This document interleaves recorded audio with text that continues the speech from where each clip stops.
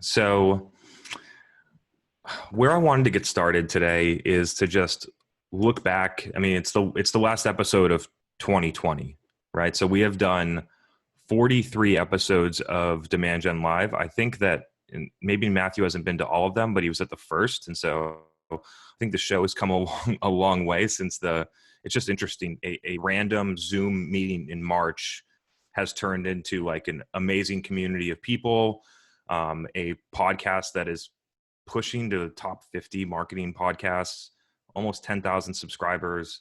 I'm super grateful for both the people that attend and fuel the content and participate and learn. And I'm also grateful to see the success of people that have, gotten new jobs, tried new things, kind of changed their career path. I'm grateful also to see the people that attended at the beginning, got what they needed, and then left and started executing. I see people on LinkedIn that have gotten what they needed and are doing awesome, have started a venture, have moved on to a new job, any of those things. That's awesome, right? Like I would be super happy for you to be here every single Tuesday night with us. I would be equally as happy, if not more happy, if you spent this time and went and did the things that help you get to where you want to go. So with that, I think it's been a very successful year. Look forward. We're continuing, like we were on season 1 with Katana, which was awesome. We moved more to the AMA than like the fireside chat style. Well, we're going to continue to innovate on the show to keep it interesting and continue to deliver value. And so would encourage you, if you think that over time the AMA is getting less helpful or stale or whatever the feedback is, please. Maybe in January, we'll start taking a poll, looking at covering, parallel topics. It's weird when I look at the work that I do. I was talking to someone about product marketing, and I was like, I don't really understand the difference, because like I feel like we're just doing excellent product marketing on paid social right now, but somehow it's considered demand gen, which leads me to my next point about how there's a specialization of roles that have happened over a long period of time, but the secret is to see the big picture, to get out of your little area and look out and see how all the pieces fit together. And so in system affects a different piece, like the things that I content creation, event manager, community manager, social media manager, paid media manager, product marketer, salesperson. Like and it's not like I'm just doing it right now because I own my company. I was doing these things inside of companies, which then gave me the skills to start the company. And so if you all can start to be able to find opportunities to move into different areas, go and sit on 6 discovery calls with sales reps and understand what that's like, and try and learn. If they do a sales training with an external sales trainer, see if you can attend. I did that in like 2015 and learned so much. And so if you can find any of those types of areas to just kind of like to expand your skills, you'd be amazed over time how you can find different connections between things that you learn. And then the last thing, I did a consulting session to go on the podcast about a group of people that had a startup and wanted to start a podcast in a certain industry. And then in parallel to that, we are interviewing a ton of demand marketers at the same time. And the thing that I'm trying to hammer home here is that in order to be truly great at your craft, you need to love the process of doing it. I love that we're on here because it helps hone my skills on content creation, on market research, on things like that.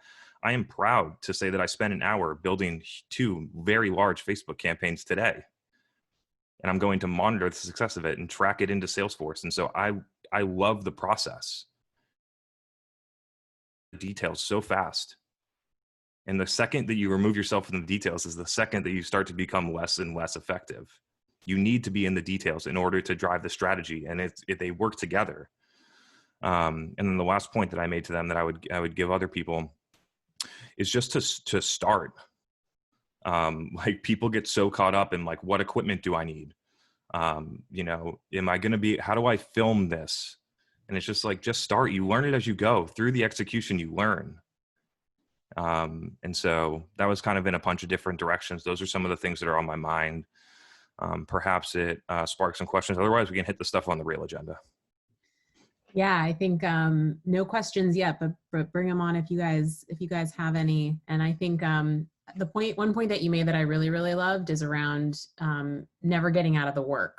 And I think the best like executives or founders or like leaders I know, they actually always have their hand in the work. I think it's easier when you're young in your career to think like, oh, when I get there, I'll just be doing strategy and setting the vision.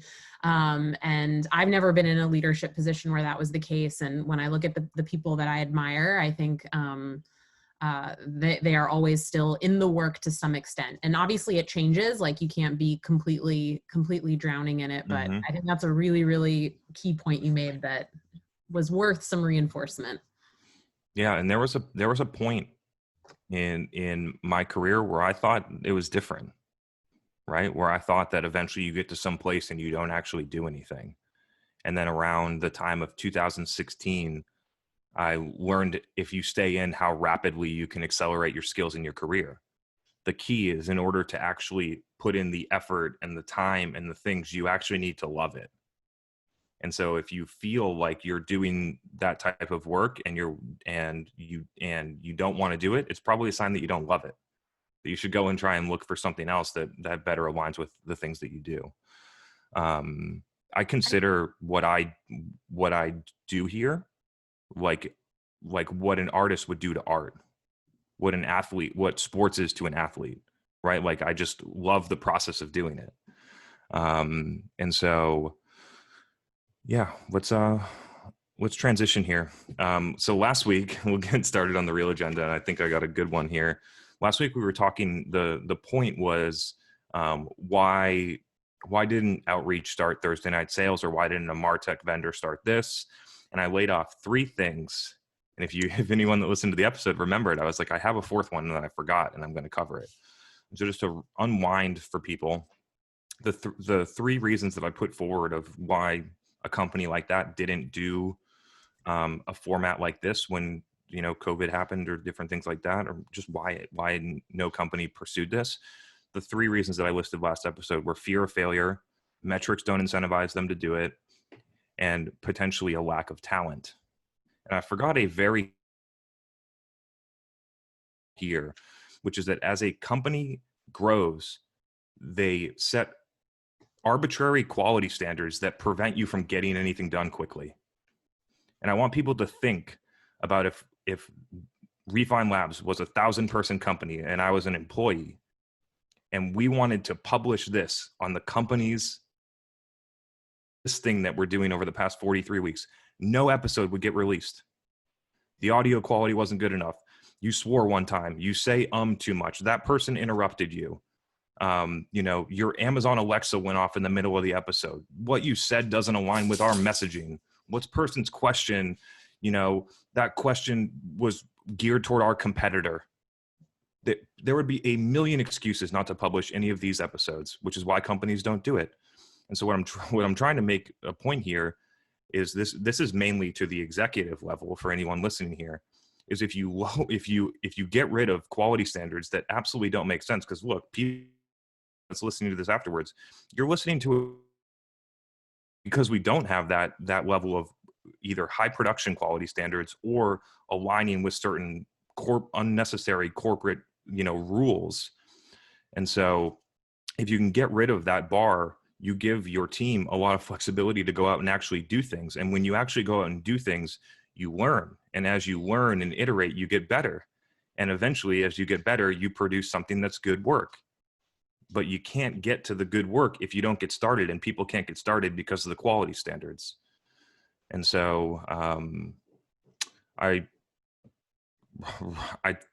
interact with companies that have wanted to do a podcast for a year and don't have a podcast published because they think that it's all about the audio quality. And if they have the person that was on the Inc. 500 magazine as their first guest, none of that stuff matters. So started, maybe Gemma can give us an update on some of the things that she's been doing in her pursuit of networking. And I have some good stuff that we can talk about later, Gemma. So you just got to get going. As you do it, you learn so much. Do you have any advice about how someone within a company could make that case about how do you change someone's mind, or how do you make a case that it's worth it just to get started to change that mindset? So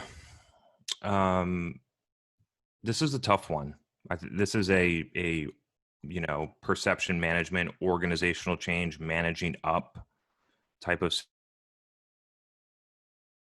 The advice that I would offer here is to, one, present something else that another company is doing that ideally whoever you're communicating with emulates or thinks is doing a good. Had a swear in it, was poorly edited, had Zoom quality 360p published, had cuts and edits that were terrible. Like those examples are out there. So by showing someone something in a way that they understand, I think is a really good way. I'm not sure if this would work. I'm just thinking out loud here, but like, what's the worst that can happen? The worst that can happen is nobody's going to see it, or people are going to tune it out. Like the potential negative, as long as it's like not completely disrespectful or ridiculous, is very low. And so those are the two that it's challenging to think about this. The last one that I would offer, and I'm not sure how this flies in corporate land, would be to do it as a side project and have it not be affiliate you work for, and then turn around and when you get to 5,000 subscribers, don't give it to them.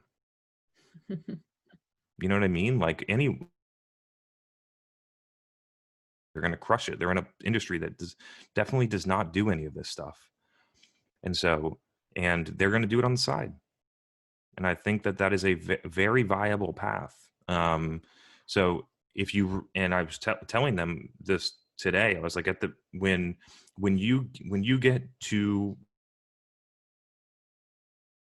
6 subscribers and, not a lot of stuff going on, it puts pressure on the idea that you actually need to love what you're doing. You actually need to like it. And so you need to like the idea of meeting new people and talking to them and talking about things that you enjoy, and learning the process of what microphone you need and how to get the best video quality and how to publish it and when to post it so that you get the best viewership, and how it's supposed to go on YouTube and how to search optimize YouTube for the keywords that you're looking for, and how it should go on the podcast and how to measure the analytics on the podcast. And if you enjoy learning those things, then the numbers don't feel that important, especially for a side project. And so those are some ideas about, I think those are 3 viable paths. If the 2 paths or whatever other ones that people can come up with about how to try and convince someone that to lower the quality standard, the third one is they could probably have them and then if all roads else fail and you really believe in it, just do it yourself on the side. Our good friend Matthew did that and it worked. So he's living proof that strategy is a good one. It was the exact trajectory, Matthew, 36 subscribers in 2 months. Or just the approach of doing it on the side. Here, let me. Yeah, bring him on here. Let's talk about that. That'd be fun. Sure. What's up, man? How you doing? Hey, good to see you. You got the mic now. That's great. Yeah. Yeah, tell us more. The exact trajectory of your podcast. Tell us about it.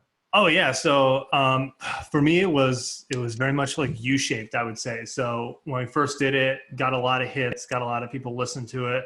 And then after like the high of coming up with a podcast and coming out with one sort of subsided, it really kind of ebbed and stayed pretty static for, well, I'd say like 2 to 3 months. But it just kept plugging away at it, bringing on more people, started experimenting, doing episodes with just MJ and myself where we would talk about topics. And then we just kept, frankly, posting about it, shipping it on LinkedIn, and then just networking with more people, bringing them on. And then slowly, like, it started to tick back up. And then, like, we went from, it took a while to get to 1,000 listens, I would say almost 3 months. But after that, like, we got we got to 3,000 listens like 2 months after that. And then, it just sort of steadily started to rise. So, and that's also the good thing about just continually putting an episode out every week is when someone does discover you, they end up listening to like 3, 4, 5 episodes, and they eventually kind of get sort of into it or hooked on it. So you end up getting a lot of listenership just from doing that. So just the consistency and the momentum behind it, and then being creative, Pete, and that helps. And what happened? Standard set by someone arbitrary that made you want to do it on the side, or how did that work? Or did you just want to do it on the side anyway? I wanted to do it because I thought it was going to be. I wanted to originally as an idea for my company. Honestly, like I was doing it thinking like I wanted to think about doing a podcast for my company around a certain part of welding when I was working for the welding company, right? But I knew that I couldn't quite get buy-in for it on the corporate level in Germany where I would need to get approval for it. So I just did it for myself, and just because it was corporate identity. CI is a big thing working for that company. It's a global company. So I just did it just to prove that it worked. And then, before I even thought about trying to get buy-in up top, I ended up getting the offer at the other company and jumping ship. Look at this. Yeah. It's the exact story. Exactly, cool, because of the podcast. Like basically I got discovered at that company because of that podcast, and that's how I got in to interview for that job. And even when it didn't work out at my next company, I mean, Joe actively wanted me there again because I had the podcast, and it fit exactly with the ICPs he was going after, except on a different level than his own podcast. So it was basically like a 2-pronged podcast content marketing approach. It was just very serendipitous that way. Yeah. And now I'm trying to articulate for the listeners here that where you are right now and where you started at when you started to think about doing episodes. How big is that gap? It's big, right? Do you feel like you've learned way more? What I'm trying to explain is if you thought that you had to be an A+ player when you did episode 1, a lot of people wouldn't start. Oh yeah, absolutely. Like, I didn't have a microphone when I started. I didn't have a camera when I started. I just recorded it on Zoom on my computer microphone. I edited the whole thing in iMovie. In fact, I still do to this day. I edit all my episodes in iMovie. That's great. I posted on Anchor for free. The first time we spent money on it was when we spent $10 for a Veed subscription to do, audiograms, which you don't even really do right now. Still, I mean, I spent less than $100 to get for equipment that I have right now. And like my interviewing skills got a lot better. I got a lot better. Totally. Me too. I got a lot better listening actively as well. That was another thing. Communicating, it was really good for my people skills, which were always good, but I feel like they definitely took a jump after doing the podcast. Cause when I first started doing the podcast, I wanted to prove that I was smart enough to have one. And then it ended up becoming more so trying to draw out the best out of my guests, which ended up making the experience a lot better. But it also made me think a lot about how I wanted to interview people and how I wanted to talk to them. And frankly, just doing things like outreach, trying to sell people on coming on the podcast, which I do on my own and MJ does on her own. So we have to go pitch people to come on. I've never had to do that before. That's helped me at my current job where I have to do some sales. So it definitely, like, that side hustle sharpened some tools that were dull in my box over the course of the year. And, I fretted over doing the podcast for like 3 weeks, but, it ended up being probably the single best content project of my entire career to date. Love that, man. Makes me super happy. We've been here for the whole ride. Looking forward to seeing where we go next. One of the things I wanted to just note from Matthew is that it's very true. The podcast is normally you launch, you do a big promotion, it settles in. And if you can hit it, which is the key of hitting it, is when listeners tell other people and the listeners that come back. If you can get both, then that drives into quality content, consistency of production, and narrow audience and good distribution and user acquisition, you get an exponential lift. It's just been like woof for us. You need to have all of those, the ingredients that I said, you need all of them. Consistent.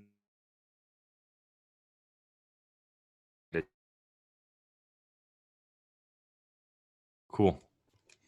That was a good one. Cool.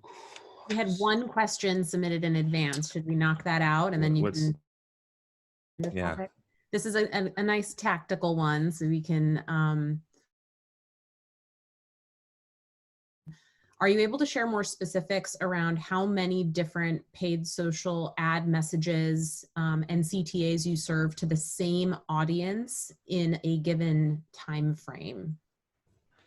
Yeah. So what's at the time frame is in 1 month. Literally just did this morning, and so we can talk about it. Depending on the budget and the complexity is one of the and the audience size and how that this gets. The company that I'm gonna kind of show you an example for is gonna spend probably $150,000 on Facebook this month. And so you can just based on the spend, and they have a large a total addressable market, and so there's a lot of room. But we have 5 different audiences running, and then inside of the 5 different audiences, the audiences will all get the same creative variations, and there's 24 that I made this morning. Those include 4 carousels and 8 static images, and then the 8 static images have 2 versions of copy. So 8 static version 1, 8 static version 2, and 4 carousel. And then depending on the campaign, it'll be 4 carousel version 1, 4 carousel version 2. And when I say version 2, it's different headline copy and different body copy to go along with the creative. And then that goes into all 5 audiences. And then we replicate, and then we have 3 different campaigns that have that level of detail. So you go through the motions. If I do the math in my head, it's 72 variations a month that include 24, something like 24 versions of creative. And so the reason that you need so much, and you don't need it, right? You could spend all the money with one version, you would just get way less results, is audience fatigue. So if you want to spend that much money and you actually want it to be effective without diminishing returns, you need to avoid audience fatigue.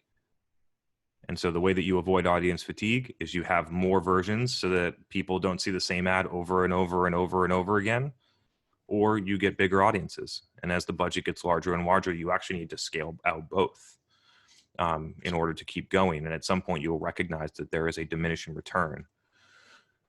So audience fatigue. The next one is that we're basically doing product marketing on 3 specific high value feature sets every month. Right? So there's messaging on blah, blah, feature A, feature B, value prop C. And we get to easily know which value prop influenced the most demos.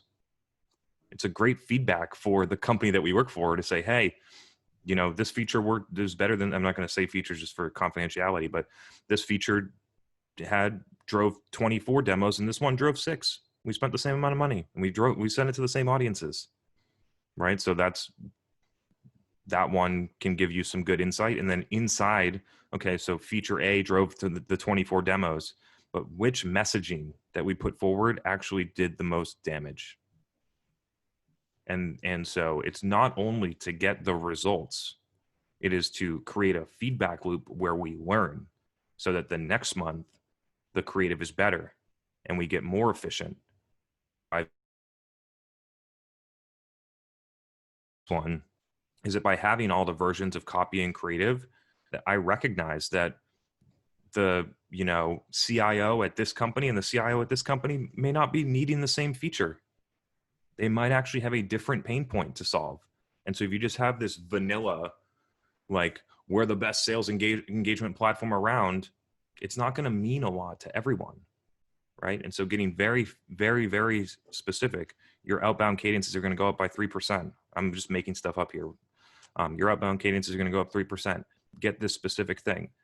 And when you deliver messages and let people respond to the ones that they think are most appropriate for them, that mean the most to them, to that situation right this second, I think that's where you get a lot of impact. And so does it require a lot of work? Yes. Like other companies that run media don't do it this way because it takes more work. Does it work better? I am 100% sure it works a lot better. So This that's the topic sparked a lot of follow-up questions. So let me throw a few at you. love it. Elaine asked, how do you track all those tests and versions? Do you use a spreadsheet? Like any tips of sort of how to kind of manage all of that? Not going to be the politically correct answer where we're doing, statistical analysis with a p-value of 0.001 or whatever that statistic thing is. I can look at it, like look at a large data set inside of Facebook. So I build a custom view with all of the metrics that I care about at the campaign, ad set, and ad level. And I can move through that thing and look at frequency and look at cost per result and look at click-through rate and look at influence view through demos and look at influence view through demo page views and look at click-through demo page views. And I can look at the whole data set together. And as you do it, you'll get a feel for what it means. At the ad set level, I'm looking for which placement and which audiences are responding the best. At the ad level, I'm looking for what messaging and creative is working the best. At the campaign level, I'm looking at what features or value propositions are working the best, or content could be. And so there's no spreadsheet. There's no like complex calculations. It's incredible how one or two will bubble to the top. Like, this is not like little differences. It is very clear that there are winners and losers here. And the last thing is that the Facebook algorithm is pretty smart, right? Like, we don't use dynamic creative because you lose all the data. And then if you use dynamic creative, basically Facebook would automatically make all those variations, but it wouldn't give you the data at the individual level of each ad. And so I don't use dynamic creative because I want that data for all 24 ads, because I want to be able to feed back to the client which messaging worked the best and which picture worked the best. And you don't get that when you use dynamic creative, which is a shortcut. Did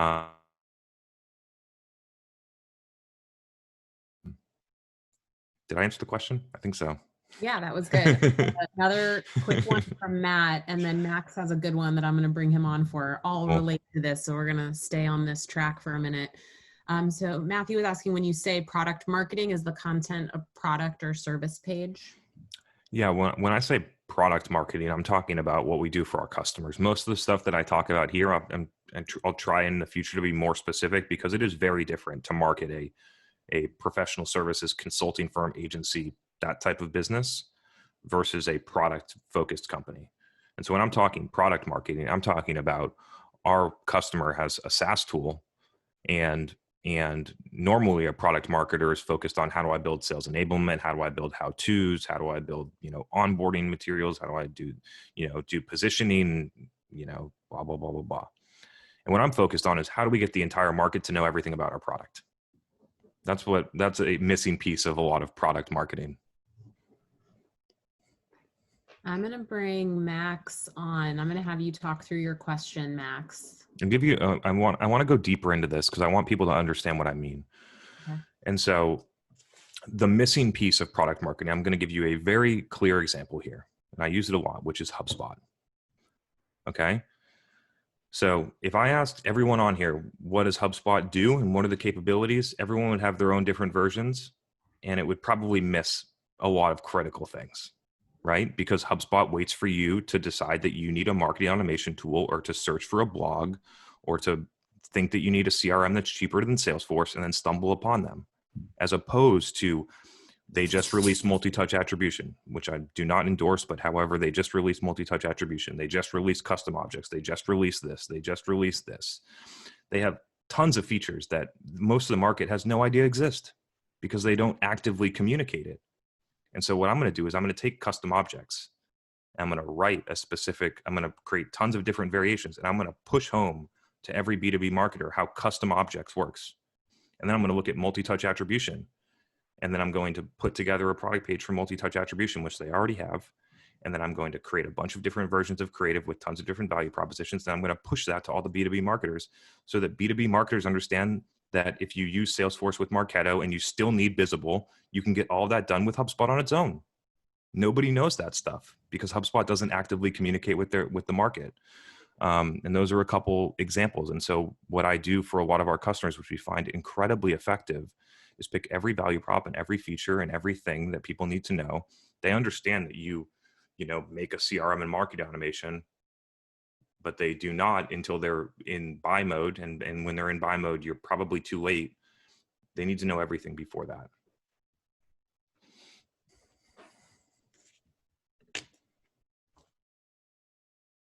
In there. Yeah, no, that was a good one. I'm going to bring you on, Max, and then we can ask one final question to kind of close this topic out. Come on down, Max. Love having you here. Hey, what's going on, guys? Hey. So I think you kind of already answered the question a little bit about dynamic creatives. So I know, like, it sounds like exactly what you do is like headline 1, body copy 1, creative 1, and then create a whole new ad of like headline 2, body copy 2, creative 1, just so you can see the differences. Do you do that just because if you like duplicate the ad, it doesn't bring over the like the interactions and all the likes, comments, and all of that stuff, or because you can break it down in the custom views of seeing how each body copy and like the headlines like perform. I'm just curious, like if you just don't use it at all, just because it kind of don't use it at all.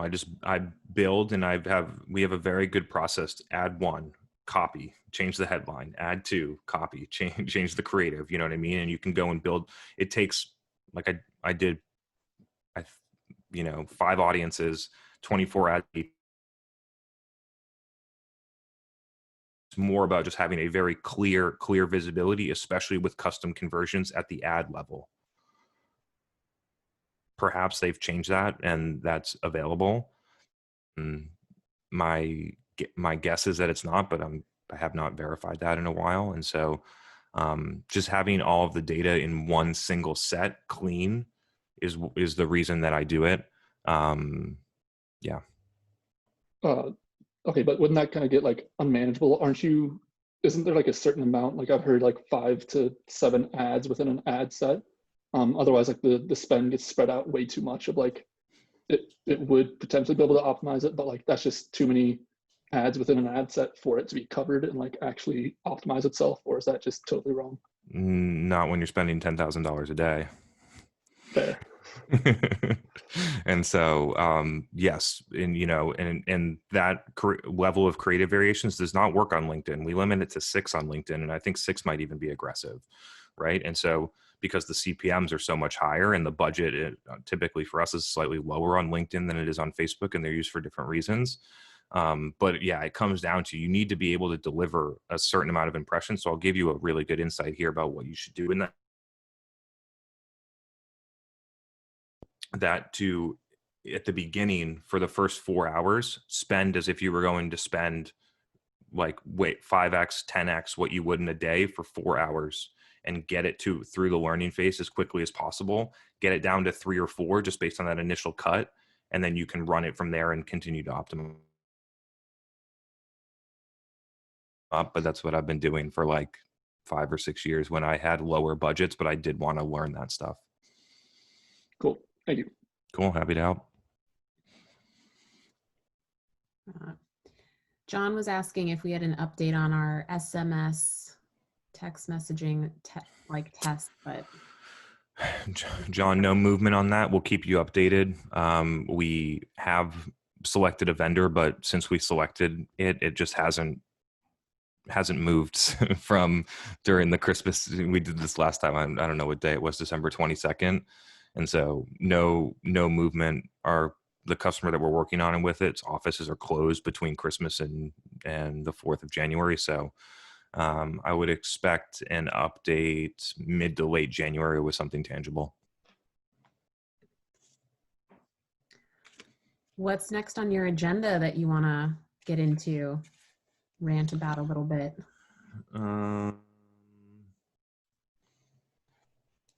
So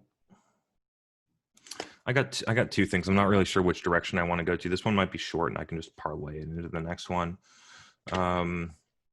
which is that I notice a lot. I interact with a ton of specialist level, manager level, director level, and to be honest, even VP level demand marketers that fall into this camp. And I've never been able to pinpoint it this clearly until today, which is that they know what to say, and they know what to do, but they don't know why they're doing it.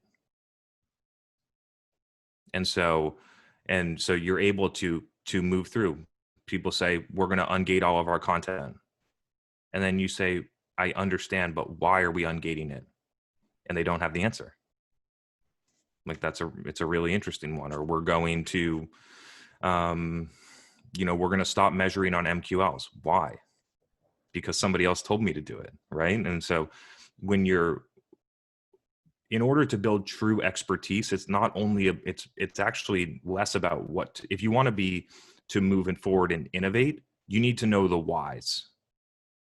Because the whys drive decisions that someone else didn't tell you to do.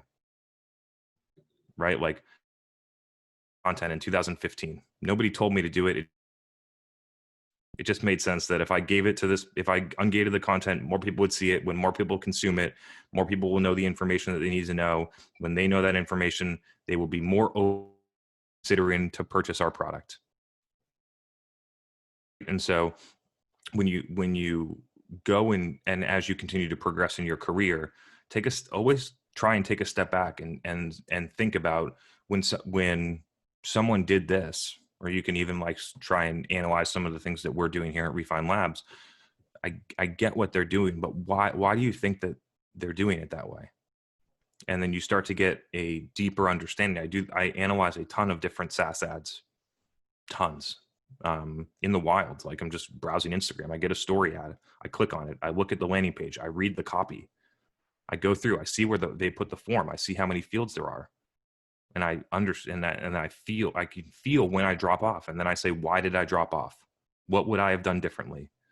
And so it kind of gives you some insights. If you really want to build that level of expertise, to start to look at it in that granularity, I think would be really better.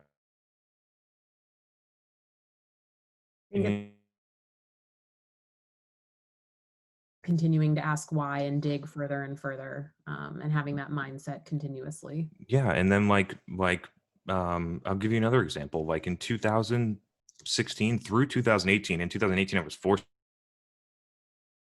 to be better, is that I was running a ton of direct response, get a quote, get a demo, things like that on Facebook and LinkedIn, getting ICP leads, looking at them inside of HubSpot, passing them into Salesforce to reps. Reps are like, this is a good title. Reps call them. They don't even move to SQL. And then you think about why, right? Like this goes back to why. And I'm like, okay, so why is it happening this way? And then I look and I say, well, this person was on LinkedIn. We just served them a random ad. They might have thought it was cool when they converted, and then they really didn't want to talk to our sales rep afterwards. And if you just think about it that way, it's like this person was not in a mindset where they're actually going to move through and execute this entire buying process. They'd have no idea that our product costs, $130,000 a year. And then there's this other add-on, and they're gonna have to get 20 people on board, and there's this big implementation, and they're gonna need to get, procurement on board, and how are they gonna get this done, and blah, blah, blah, blah, blah. And so if you think about why, you can connect the dots as to why direct response for complex B2B doesn't work, which is why I haven't been doing it since 2016, except when I was forced to and then got the same result. Also, common sense thrown into the mix. Common sense and curiosity will take you far in this world. All right, so I have another one here, but I want to get an update from Gemma. All right, let's get her on here. And I had a couple other thoughts I thought of that I think would be helpful for you. But you got some information. I assume you did some stuff this week. What happened? I haven't executed. It's not fear of failure or fear of other people's opinions. But yeah, like you said, you provided really good perspective, like to think a little bigger rather than going one-to-one through DMs, like actually posting on my, not letting, hold me back and to feed it. Your content, Chris, you're always posting your videos, so it's good motivation for me too, just to get started. But yeah, no updates so far, but I'm excited to get started in like 3 days time. Yeah, I wanted to go a little deeper because I thought about it afterwards. I was like, I feel like there was something else that I might have been missing, and so I pushed back on you last time. I think we should get a Yeah. little bit deeper here as to why Yeah. you're doing it. And let me Yeah. explain the reason. If we are very clear on our goal, it's much easier to figure out how we're going to get there, right? And Yeah. so if it's just, I want to have 10 virtual coffees with people, we can figure out a very easy way to do that, right? But if there's a different goal, we're going to have to do different activities to get there. And so have you thought any more about what you want to get out of it? To be honest, no, but I think I need to get more specific just in general, like in every area. Because I'm pretty open-minded, but I think that like when you're a little bit too open-minded, it comes off kind of wishy-washy, which is not what I want. Exactly. So it's better to be specific and then so, get like, guidance from there rather than like being so open where like people aren't really sure like what you're about or how they can help you. So yeah. Yeah, I mean, let's just pretend, since you don't have it right now, but let's just pretend that the objective is to talk to 10 product marketers to understand what they're doing in product. No, let's just look at it that way, right? And we go out and put product marketing to LinkedIn Sales Navigator or another way, and you could see all of the product marketers, and you could filter by companies, and you could figure. And then if you sent the message to the same person, and one message said, hey, blah, blah, blah, I have a goal in January to try and talk to 10 of the best product marketers in blah, blah, blah industry at this size. I saw that you posted this content that was really interesting. I would love to learn more and have you as one of those 10 people. Yeah. You see the difference? Yeah, for sure. Yeah. Yes. And if it was me, like, receiving that message, I'd be a lot more open to like actually giving them my time. And so it's not only on you understanding, but it's also how you craft the outreach. Yeah, the messaging. Yeah, getting like super specific on the focus. Yeah. Cool. Well, actually, secondary to that question. Let's do it. Yeah. So, given your expertise, and I would like to hear from Megan as well. So, in your opinion, what makes a good marketing operations professional? Like, if you were to hire somebody for Refine Labs, and this is just, out of curiosity, like, what would be like, because the market is so saturated, there's a lot of competition. So what would make you hire a good marketing operations professional for Refine Labs? First off, it's easy to perceive that there's a lot of competition in anything. Yeah. Right? There's a lot of marketers out there. There's a lot of basketball players out there. There's still ones that are far better than the others. Yeah. And so that's the first thing is like, when I started this, I didn't think about it in that way. So I would not undervalue your skills if the question's specific to you. Like, so anyway, that's the first step. What are the things that I'll give you a broad stroke about what I see out there. And then I'll talk through some of the openings that I see as well. Yeah. So the thing from a marketing ops, the first thing to think about is that I feel like the market is moving to full cycle, right? So I would move, you might have to start in marketing ops, but I would quickly get into marketing and sales ops and then potentially a CS and look at the whole cycle, at least marketing and sales put together, because the silo is where you start to see the real impact, right? Like the connection between the demo request form to how you start to have a much deeper respect. And so when it gets disjointed, you miss it. So anyway, I would just try and look bigger picture. Yeah. Some of the skills that you need, like, I think you need to be analytical. You need to think about things at a system level. You need to be able to predict and understand how a change over here might affect something that you have no idea down here. So having that type of like STEM level of thinking, I think STEM education is a really strong background for this, believe it or not, or an engineering background. Yeah. And so what are some of the openings?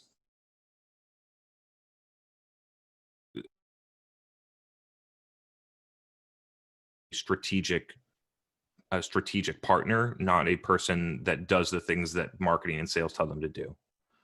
Not to build the report that someone needs, but to be able to, without them asking, build the report, surface the information, do the analysis and draw the conclusion and tell them what they should be doing instead. Yeah. Right. And so the proactive, when I posted a comment on this about LinkedIn because someone posted almost the exact same thing.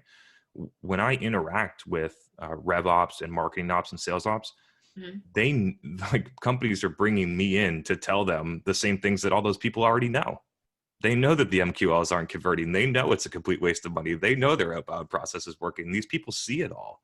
You know what I mean? But they're not, for whatever reason, either because executives don't view them as strategic partners, or they probably, if you take accountability for yourself, you haven't positioned yourself to as an executive as a strategic partner. And so I think that is where the elevation happens. That role has somehow, I see the RevOps function entirely different than how it's implemented right now. I see it as I'm commented on it. I see it as a systems engineering approach to how net new revenue is generated.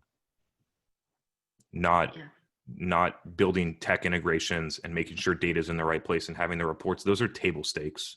Yeah. But surfacing the idea that, hey, this person's demo conversion rate is 40% and this one's 3%. What is the difference? I looked at it actually, and this person is doing X, Y, and Z, and this person isn't. You know, we changed our lead handoff from a form to a chatbot. What we found is we got 10 times more people to convert, but way less people actually get into a meeting. Why is that? And I'm making data up, so for people listening afterwards. But like, I think the moving that role from reactive to proactive is the unlock for people to really move forward in their career. Agree. I can add a few things from like a slightly different angle. I think I'm not fully aware of your background, Gemma, and how much of this like skill set is there. But when I think about what type of job I might want, or if I want to break into a new, type of industry or a new type of role or a new type of function, there are skills that I sort of believe are more innate that you like can't really teach, that are applicable to really any role. And then there are like hard skills that can be learned. Right now there's so much information out there, even like with this podcast, like you could completely learn how to, run Facebook ads, right? Yeah. By just teaching yourself that thing. But there are some things like curiosity, like common sense, like work ethic, like being a creative thinker, like being hungry, a self-starter, being motivated. John, I'm taking some of your adjectives that you threw in the chat. And think about what are those skills you can't teach, or those strengths that you have, and how can you highlight those? Because I think more and more, those are the things that matter to people that are looking for great people, right? It's like, oh, if you don't know how to do this one technical piece, if you have these other types of skills, I know you can learn that. And or you can demonstrate the ability of being a self-learner and showing that you had that skill gap, you figured that out because you used all of those other skills you can't teach. So I think about it like that in a lot of ways. And I believe that if you really cultivate all of those types of core skills, like you can really figure anything else out. And so that's one way to think about how to tell your story, how to position your experience. So just another perspective there. Yeah, and just for context, like the reason why I'm asking is because I recently graduated from my project management program. I upskilled, and I'm actually going from the corporate culture to the startup culture, and I'm targeting early stage startups, so early stage tech startups.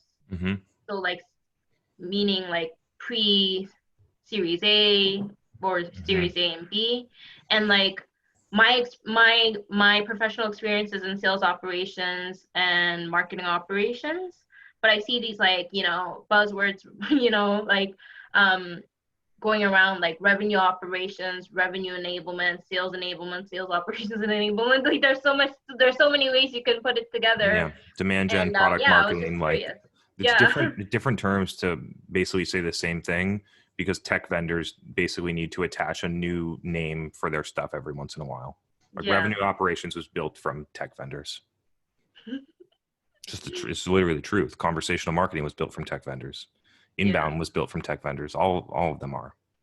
Yeah, but like Megan, and Chris, like I both agree with what you said, which kind of makes me happy because it seems like everybody's kind of on the same wavelength, because like I have seen those posts on LinkedIn where people are so focused on like what they're lacking rather than what their strengths are, and a lot of them actually talk about the soft skills, like that not being as teachable. So yeah.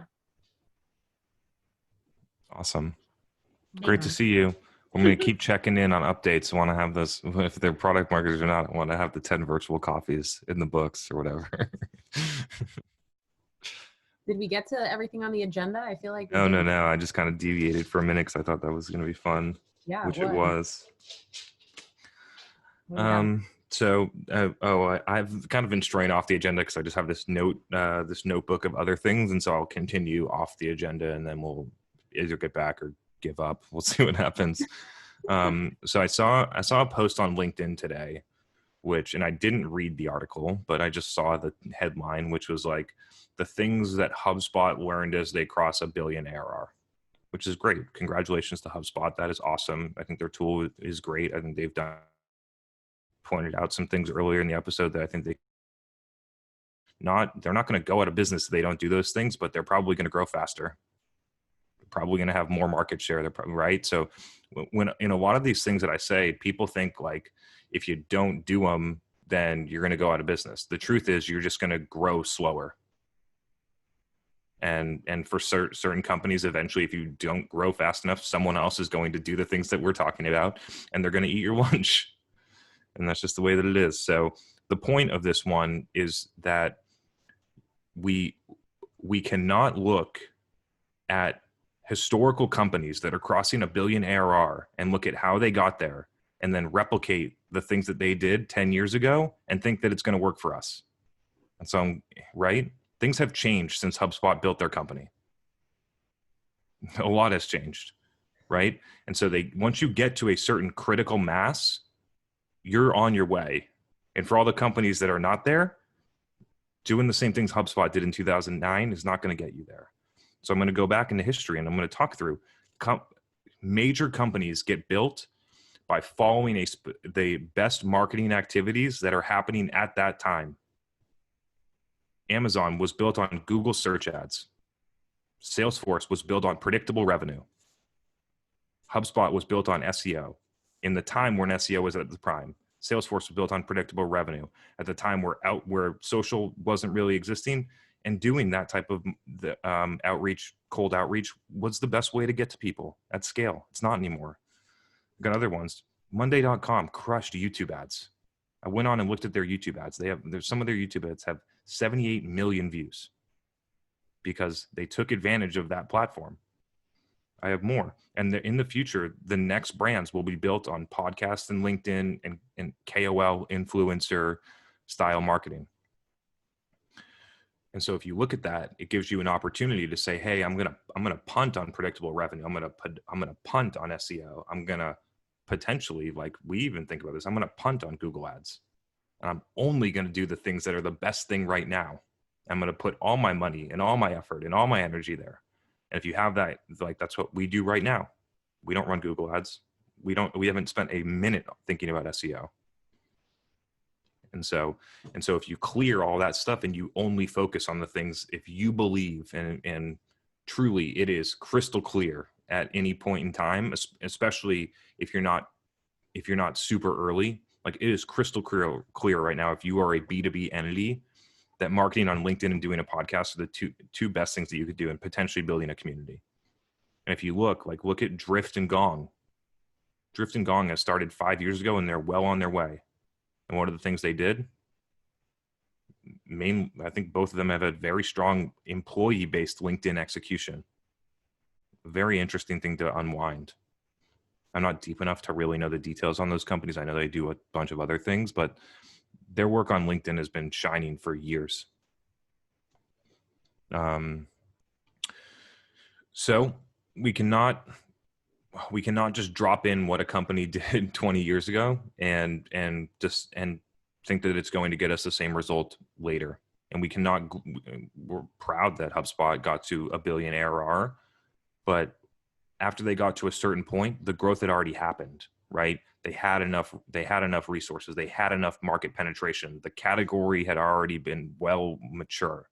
They were way ahead of their competitors. They could reinvest in the product. Their product is good, right? And so, but when you're not there, when you're 10 million ARR and you're burning, it's a different story. So maybe that was helpful. Another thing that was on my mind.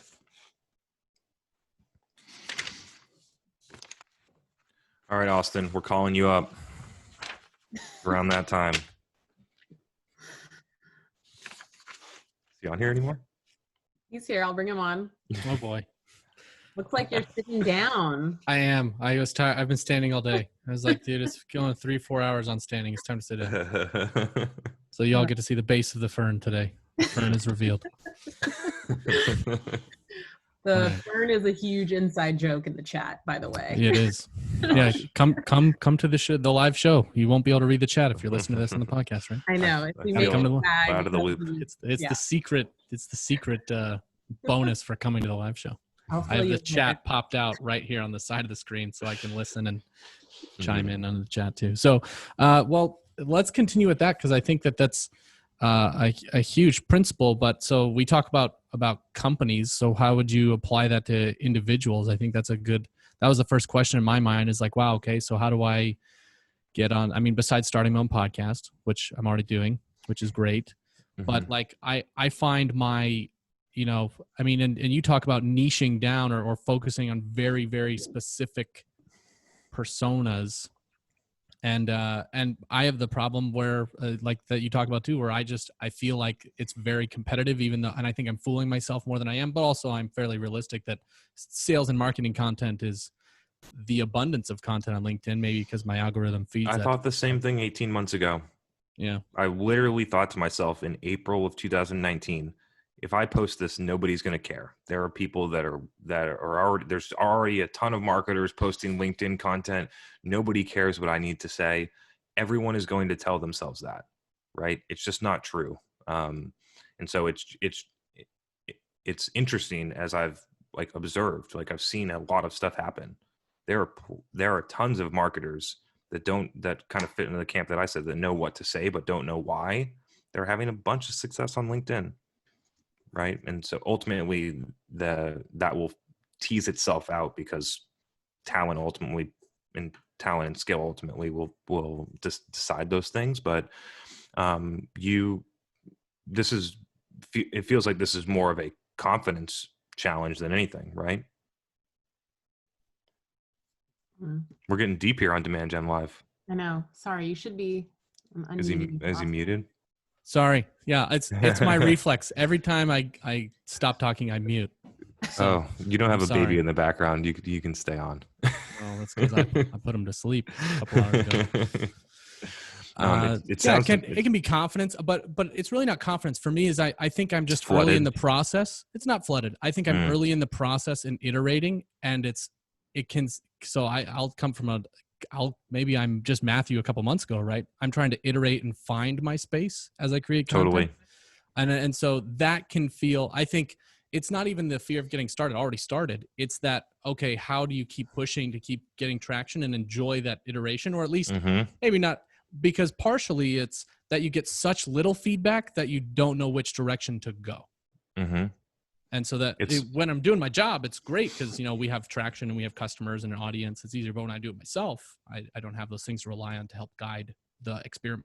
Yeah. It's like when I was 24 and hadn't been to the gym in like 18 months. And then I tried to go to the gym.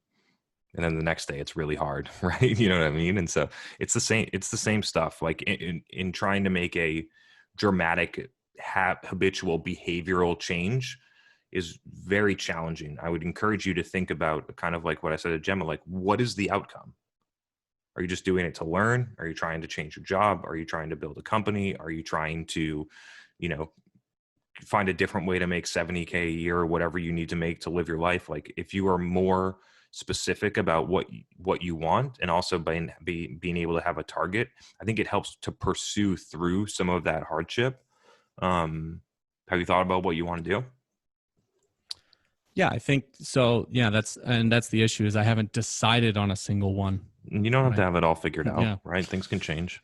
So yeah, I have liked what you said to Jim. I thought that was really good advice. But I think you're right. I think I should pick one outcome and reverse engineer from the outcome and experiment and iterate based on that one outcome. See if it gets traction. And I'm not talking about like a week. I'm talking about maybe 6 months or longer, and see if we can get to that. And if not, iterate the outcome. Right? I have Totally. options. That's what's nice. You have options. Yeah. So on the feedback side, I'll give you a couple insights here. In order to get the feedback, you need to have enough people see it, right? And so if you can check on views versus engagement, and you can start to understand. So if it's in my bucket, if it's less than 2% of people that, and this is on smaller levels, like when I quantify this, I look at it in the first 200 to 500 views. After that, it gets all wacky and normally goes down. But in the first 200 to 500 views, which is like my core following, the algorithm shows it to those people first for a reason. I'm looking for somewhere between 7 and 12% of people that view it engage, right? And so you can figure out what that number is for you, but you have a benchmark of mine right now. I've had mine as low as 3, and I know when it's 1% that the content that I put out wasn't good, right? And so by just looking at it, and then if you need more data points, like if you don't have enough people viewing it, or you don't think that they're the right people, another challenge, it can be a false positive if you have the wrong people in your network that see the content. Yes. Right. And so if you're posting about marketing and all your people are from a last job that work in manufacturing, and you post it and 300 people from manufacturing see it first and they don't engage, the algorithm is going to suppress it the rest of the way. And so another, I hate using the word hack, but also another trick that you might be able to use is you need to inject your connections with new people that are active and that are going to use the platform. Yes. I don't think that you join, maybe you've been through this one on the content before, but going out and finding people that engage with Dave Gerhardt's posts, that are people that you think would get enjoyment out of your content, or whoever those things are, and that they like Dave Gerhardt's post, and means that they use the platform today. He posted it 2 hours ago. This many people liked it. You can go through and clip that, and then you have 50 new people entering the stream that are engaged users of marketing content, which then can give you some real feedback. And then as you move new people in, I notice when I connect with a new person that they'll way more likely to engage with the content straight away. And I'm way more likely to see their content straight away if they publish, because we just got connected. That's part of how the algorithm works right now. And so that's another idea to get a little bit more clear on the sample of people that are viewing the content, to know whether it's the content or something else. Yes. That's good.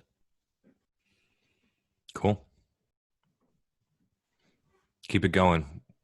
Just like Matthew, we're here for the journey. So we'll be, and we haven't seen Bob. I mean, it's a holiday, so I understand that we haven't seen Bob in a little while, but we love going through this stuff. And then you can literally, this is recorded, and when you're out there crushing it and getting all the things that you want, and blah blah blah amount of time, you can come back and look at this episode, which would be cool. Nice. So keep pushing through. Appreciate you got this. All right. No new questions coming in through the chat. So we had 2021 planning on here. And people want to talk about this. People want to close out. Just give me a thumbs up, thumbs down. Okay, right on. I love it. All right. Okay, so with all of the customers that we work with, we go through a 2021 planning process. Also, a lot of the companies that I talk to for discovery calls are going through the same thing. And I'm talking to I interviewed someone that's going through that process with their company right now. And so I've based the take home here is that I'm seeing a lot of this right now in a pretty broad sample size.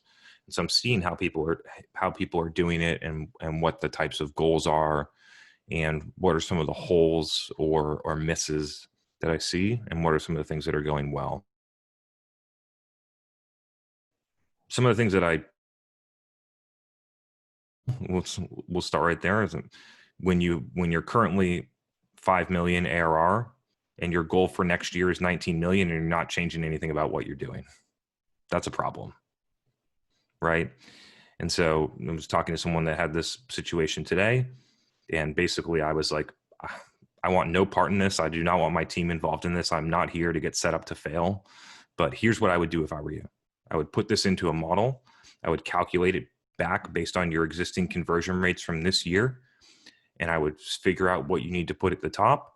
And then I would calculate based on whether you have a benchmark or whether from your own existing data cost per lead. And I would show the company that if you want that, you're going to need 25x your current budget. And then they're going to say no. And then you can say, well, we have two options here. We can lower our targets or we can do something else, but this is literally not feasible. And I see this mostly at companies, to be honest, that are between $5 and $20 million. I don't know why, but that is the place. Arbitrary number. When I say arbitrary, it's purely based on what valuation we need to get to raise the next round of funding. So not that arbitrary, but has not grounded at all in reality for that stage of company. And so that's a miss. That's something that I immediately do not want to be in, do not want my team or myself to be involved with, because it just doesn't make sense. So that's one piece that has been a miss. Another one that I see pretty much all the time is if we narrow this into just net new marketing. So what companies will normally do is say, okay, like our sales team's going to go out,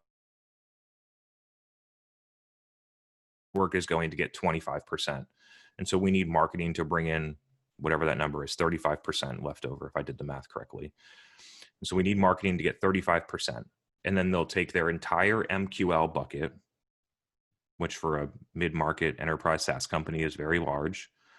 And they'll figure out how many leads they got last year and how many closed. And they'll realize that that number is less than 1%. And then they'll take the 1% and they'll back calculate in a spreadsheet how many people they need at the top, how many more people they need at the top in order to have the same thing happen in a quasi predictable revenue model that is indeed predictable, but just predictably terrible efficiency, right? It's also very, very low efficiency that way. And eventually you get to a place where it just does not scale anymore. And so by just looking at, and most of the people on here know this, by just looking at all of your MQLs and applying a blanket conversion rate, you're missing the fact that there are very huge differences in the conversion rates of different lead sources. So that's another one. Another big miss that I see, honestly, and this is a new one that I haven't talked about a lot, is companies getting way too aggressive in their upmarket moves. Way too aggressive. We will not accept a lead if it's less than 5,000 employees. And then I asked them, what percentage of your customer base is a company that's more than 5,000 employees right now? Oh, 8 of our 1,200 customers are more than 5,000 employees. Oh, and so you don't want to accept any of the leads, even though like less than 1% of your customer base fits that model. And so just completely unrealistic in their projections of how quickly they're going to move. You march up market. You don't just like magically drop from 200 person companies to 10,000 person companies. Or if you do that, you're going to get rid of all the velocity sales that smooth out your funnel and allow your 6 enterprise deals a year to close. You're going to get rid of all those. Your big enterprise deals are going to take more than a year to close, and you're going to completely miss. And so that one concerns me. And I see that happening a lot as companies continue to segment. What they normally will find is that their enterprise customers, one, have obviously way higher ACVs. Their SMB customers have higher churn rates. And so logically it makes sense. But unfortunately, as you put it into and it looks fine in a spreadsheet, but then you don't take you go into a linear model. And the linear model is if we have that SQO, we're going to get that revenue this year. And that's just not how it works, not accounting for sales cycle lags and different things like that. That's a big one. Even like I make that very clear because it's hard to predict that type of stuff. right? Like if your average sales cycle is 92 days, it doesn't mean that all of the SQOs that you create 92 days out are going to close that during that period of time. It's an average. And so I make it very clear in when I put models together that these models are linear. They do not account for sales cycle lag. The SQOs created in December are not going to close in December. And our pipeline right now is not as strong as it will be in next December. And so this projection is probably over projecting. And I would much rather say that in December of 2020 than December of 2021 when the customer's way behind their plan, right? So that's another one. Another one that I see very frequently is a blanket SQO conversion rate. No matter where the lead came from, all of our SQOs are going to close at 25%. For the listeners, sales qualified opportunity is SQO, not respecting that a lead from software advice versus a demo request versus are going to have very different conversion rates. That or not, whether the VP of sales thinks that all of them are going to close at 25% or not, it's very different. And so if the conversion rates are different and the volumes are different at the top, then you may not get to the outcome that you actually wanted. If all your leads are coming from one source that is only closing at 18 and you've projected off of 25, then you're going to have some real trouble toward the end of the year.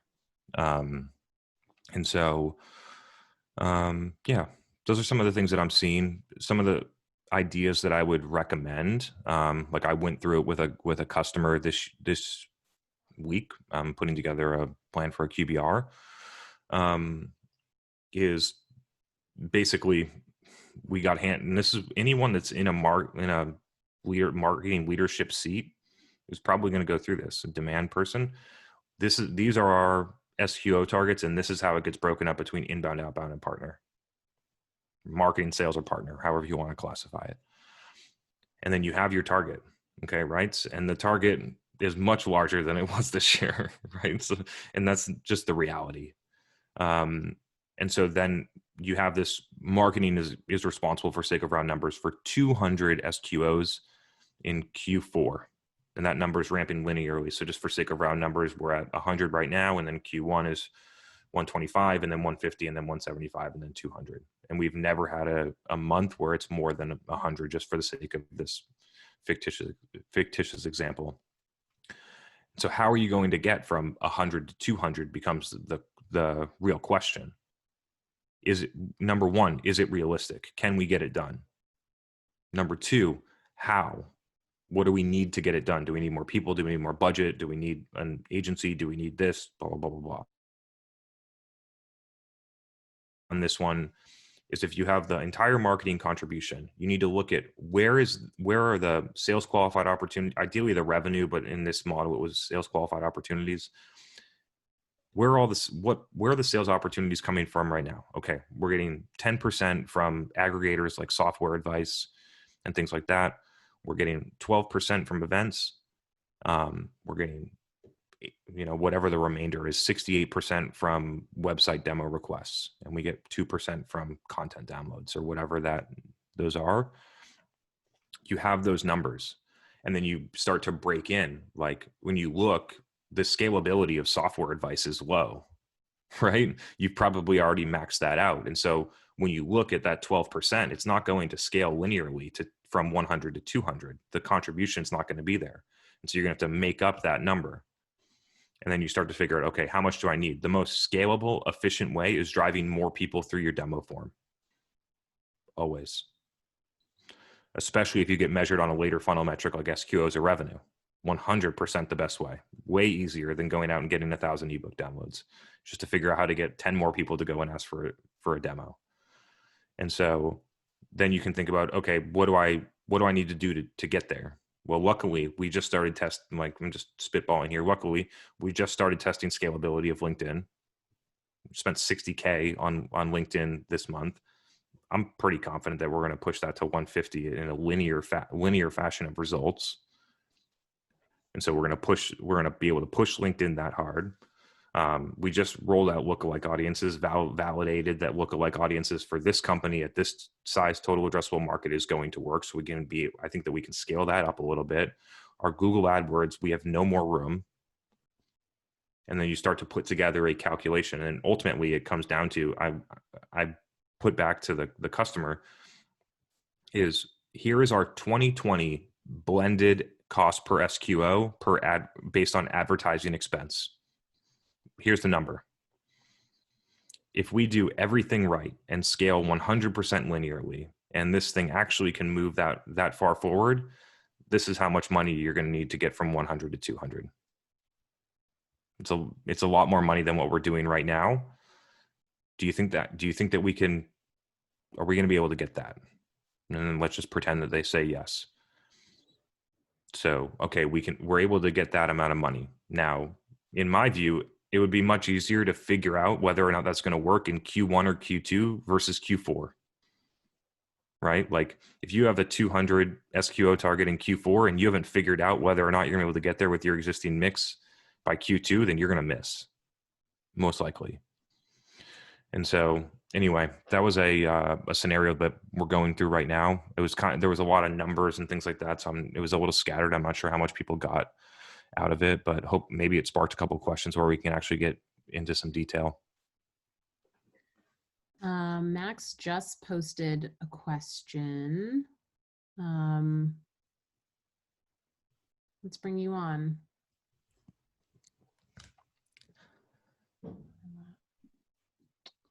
Right. So it's actually not related to what you were talking about at all. So Yeah, if anybody has a question, that's a good question. That's okay. Yeah, cool. For sure. So yeah, my question is just like, in terms of like what you would prioritize to kind of ship first, a podcast or an e-commerce store. I have like both kind of like teed up on the like initial stages. It's just, I need to kind of think through which one I would want to do first. Like I'll eventually end up doing both, most likely January or February. It's just like, I know whichever one I launch, I'm going to have to like iterate, think through like some hurdles that I'll have. So it'll just be like prioritizing, focusing on one and then moving on to the next. Two questions. Have you thought about where you want to end up? And second question, which one do you like more? Which one do you think you'd like more? Probably the e-commerce one, just because that's more like, I would want to get better at like the digital advertising, like seeing the whole business, like doing the bottom line, like actually getting into the financials. Because that'll help with like, once I get more into like a senior executive role, that'll help with like understanding all those business metrics. Yeah, I think that there are different skills that are built in these two things, right? A podcast is going to give you a small sliver. An e-commerce store, when done right, is going to give you everything. It's going to give you business acumen. It's going to give you marketing skills. It's going to give you direct response skills. It's going to be branding, working with freelancers. You know, if it's physical goods, you know, cash flow management, inventory management, selling through third-party retailers if you want to go on Amazon or different thing, or Walmart's marketplaces, picking up speed and things like that. So it depends. I did the e-commerce stuff first, and I'm super thrilled that I did it. I did two of them, and you learn an absolute ton if done appropriately. And so it depends where you want to go and what you would like the most. But I lean toward e-commerce because I think it gives you a much broader skill set. The finance part of it is probably the thing that I got the most out of. Finance and direct response advertising that now gets positive ROI, direct response advertising that now gets applied to B2B are probably the two things that I got the most out of. Yeah, that makes sense. Cool.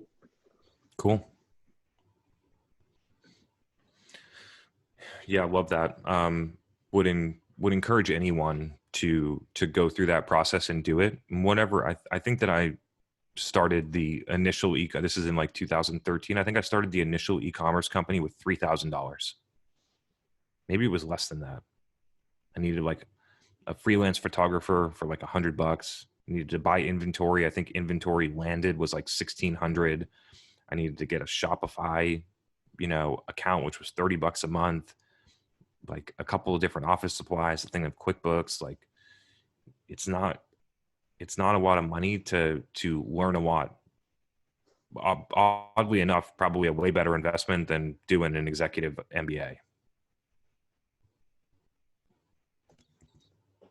Cool. All right, everyone. I see this thing winding down here, so we'll close out. Max, appreciate the question. Appreciate all of you. This will be the last episode of 2020. I think that a lot of us are looking forward to getting a fresh start in 2021. And so I hope you all have a safe and enjoyable New Year's Eve and New Year's Day and a good weekend afterwards. It's nice how the holidays fell on both these for both Christmas and New Year's. It was nice how they fell, where basically the holiday rolls right into a weekend. And so hope you all enjoy that. We'll be back here on Tuesday, January 5th to kick off Demand Gen Live. We might reach out to a couple of you to take a poll on where you want to see the direction of the content go in the future. Would love to integrate that feedback seriously in order to continue to make it valuable for you, because if it's valuable to you, then it's valuable to everyone else that's listening. And so, would hope you all have a really awesome holiday, and we'll see you in 2021. Happy New Year, and don't forget to re-register for 2021 oh yeah, live invite. Happy New Year, everyone. See you soon. Bye. Bye.